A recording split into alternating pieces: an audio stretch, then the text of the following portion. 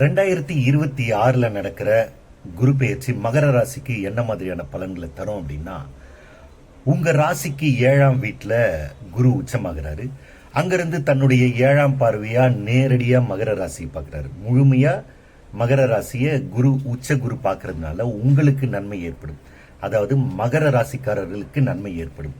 அவங்களோட தோற்றப்பொழிவு அதிகமாகும். அவங்களுக்கு அவங்க நினைச்சது எல்லாமே அவங்களுக்கு கிடைக்கும். அவங்க ஆசைப்பட்டது எல்லாமே அவங்களுக்கு கிடைக்கும். அதே மாதிரி குரு பகவான் தன்னுடைய 9ஆம் பார்வையா உங்க ராசிக்கு 3ஆம் வீட்டை பார்க்கறதுனால உங்களுக்கு தைரியம் இருக்கும், வீரியம் இருக்கும். தைரிய வீரிய ஸ்தானம் தான் 3ஆம் இடம். புகழ், கீர்த்தி இதெல்லாம் கூட 3ஆம் இடம் தான்.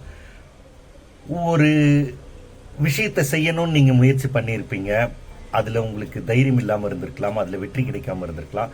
அதெல்லாம் இனிமேல் உங்களுக்கு வெற்றி கிடைக்கும்.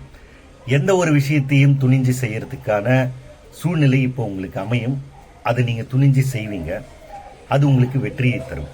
அதே மாதிரி குரு தன்னுடைய 5ஆம் பார்வையா உங்க ராசிக்கு 11ஆம் வீட்டை பார்க்கறதுனால 11ஆம் வீடுங்கிறது லாபஸ்தானம். நீங்க எடுத்து வைக்கிற எல்லா முயற்சியிலும் உங்களுக்கு லாபம் கிடைக்கும். அதாவது ஒரு விஷயத்தை நீங்க துணிஞ்சு செய்வீங்க, அதுல உங்களுக்கு வெற்றி கிடைக்கும். அந்த வெற்றி லாபத்தை கொடுக்கும். அந்த லாபம் உங்களுக்கு பயன்படும். 1ஆம் இடம், 3ஆம் இடம், 11ஆம் இடம் கனெக்ட் ஆகிறதுனால முழுமையா நீங்க எடுத்து வைக்கிற எல்லா முயற்சியிலையும் உங்களுக்கு வெற்றி கிடைக்கும், லாபம் கிடைக்கும். அந்த லாபம் உங்களுக்கு பயன்படும். அது உங்களை சந்தோஷப்பட வைக்கும். இந்த காலகட்டத்தில் நீங்க வேலை தேடிட்டு இருந்தீங்கன்னா வேலை கிடைக்கும், வேலையில ப்ரொமோஷன் கிடைக்கும்.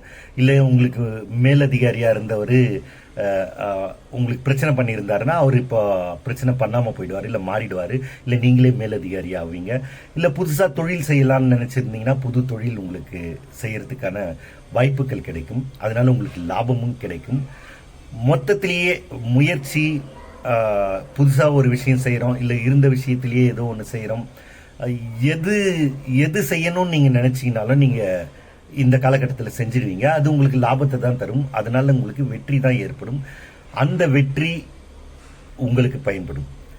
பொதுவா எப்படின்னா, நம்ம கஷ்டப்பட்டு சம்பாதிப்போம், வீட்டில் இருக்கவங்க அனுபவிப்பாங்க, நம்மளால அதை அனுபவிக்க கூட முடியாது. ஆனா உங்களுக்கு அப்படி கிடையாது. மகர ராசிக்காரர்களுக்கு அப்படி கிடையாது.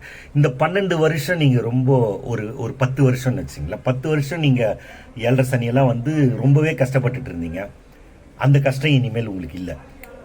எல்லாமே உங்களுக்கு ஜெயமா நடக்கும். நீங்க என்ன செய்யணும்னு நினைக்கிறீங்களோ அது எல்லாத்தையும் செய்யுங்க.